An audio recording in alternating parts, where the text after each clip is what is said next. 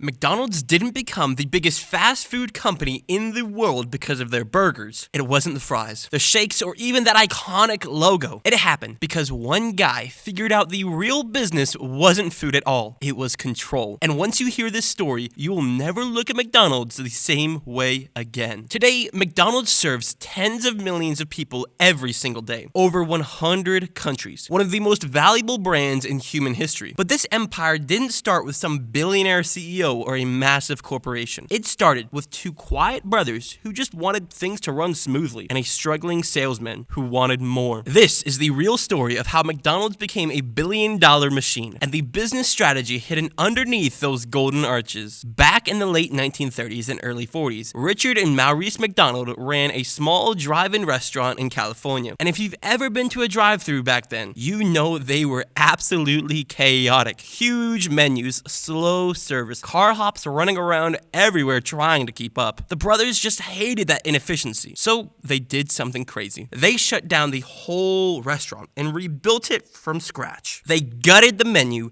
redesigned the kitchen like a factory assembly line, and every worker had just one job. No wasted movement, no wasted time. The result? Revolutionary. Food came out faster than customers had ever seen. Prices were lower, quality was consistent every single time. This wasn't just a restaurant anymore, it was a system. And the people went nuts for it. Lines wrapped around the building. Other restaurant owners showed up just to watch and take notes. Pretty soon, the brothers started getting requests from people who wanted to copy their system. So they started franchising. But here's the thing. The McDonald's brothers weren't interested in becoming billionaires. They didn't want chaos. They didn't want growth that they couldn't control. They were comfortable. And that mindset would have kept McDonald's small until someone else stepped in. Ray Kroc was in his early 50s and barely scraping by. He sold milkshake machines for a living. But this wasn't his first rodeo. Ray had failed at everything. He tried real estate, flopped. Tried selling paper cups, failed. He'd been a piano player, a radio DJ, an ambulance driver in World War I. Nothing stuck. By the time he hit 52,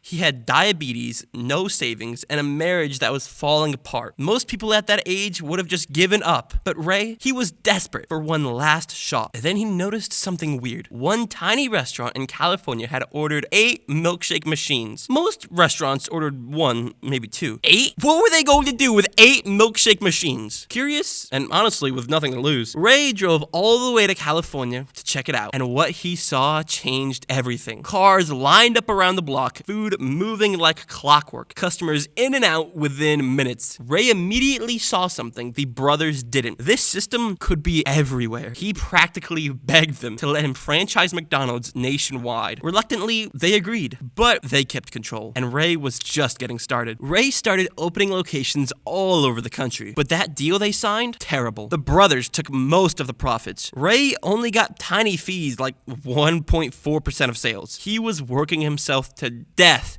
and barely making anything. And worse, franchise owners started doing whatever they wanted. Different menus, inconsistent quality, random prices. The brand was just falling apart. So Ray knew strict control was the only way McDonald's could survive. But legally, he had none. The brothers owned the name, the system, everything. He was exhausted, frustrated, nearly broke. And McDonald's was growing, but poorly. Then Ray met a guy named Harry Sonneborn. Harry was a financial genius. And when he looked at McDonald's books, he saw the real problem immediately. "You're not in the burger business," Harry told Ray. "You're in the real estate business." Ray didn't get it at first, but Harry broke it down. Who really controls the business? It's not the person selling the product, it's the person who owns the land. So they created a brand new company, Franchise Realty Corporation. Instead of just selling franchises, this company would buy the land and the buildings first, then lease them to franchise owners. Now, if the franchise owners broke the rules, they'd lose the location, just like that. But it was even smarter than that. McDonald's would actually buy cheap land in areas about to explode in value.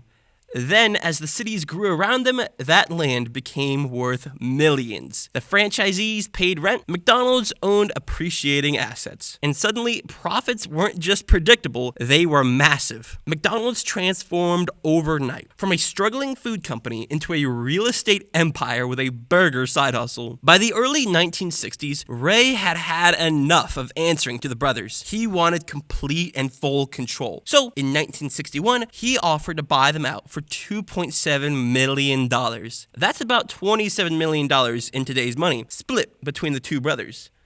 Not bad, right, for two brothers from California. Except there was a huge problem. The deal didn't include the original McDonald's location in San Bernardino. The brothers wanted to keep it. Ray agreed, but then did something brutal. He opened a new McDonald's right across the street from their original restaurant. Same menu, same system, better marketing. Within a few years, the brothers' original location went out of business. Ray took their name, their system, and then crushed the restaurant that had started it all. The brothers died without much money. Their names are barely remembered. Meanwhile, Ray Kroc became one of the most famous businessmen in history. Was it fair? Not exactly. Was it legal? Technically, yes, technically. And from that point on, expansion was aggressive and disciplined. Same menu, same process, same experience, everywhere. McDonald's spread across the United States, then the entire world. Highways, cities, airports, shopping centers, you name it, there was a McDonald's. And when McDonald's opened in Moscow in 1990, over 30,000 people showed up on the first day. The line stretched for blocks. It became a symbol of American capitalism breaking into Soviet Russia. When they opened in Tokyo, it wasn't just a restaurant. It was a cultural event. Today, the company owns some of the most valuable real estate on earth. We're talking prime locations in New York City, London, Tokyo, Paris, wherever. Even now, most of McDonald's revenue doesn't come from selling Big Macs. It comes from the rent. The franchise owners pay McDonald's to use the land, the brand, and the system. They're not really a restaurant company if you think about it. They're a landlord with a burger division. Most people think success is about having the best product. But McDonald's proved something different. The system matters much more than the product. Ray Kroc didn't invent the burger. He didn't even invent the McDonald's system. The brothers did that. What Ray did was build the machine that sold it to the world. And most importantly, he figured out how to own the foundation, literally, that the whole thing sat on. That machine prints money to this day, billions of dollars every single year.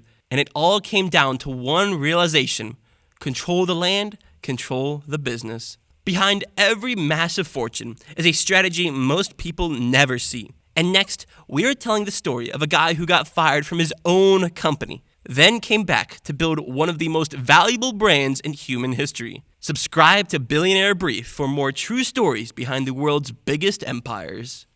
Thanks for watching.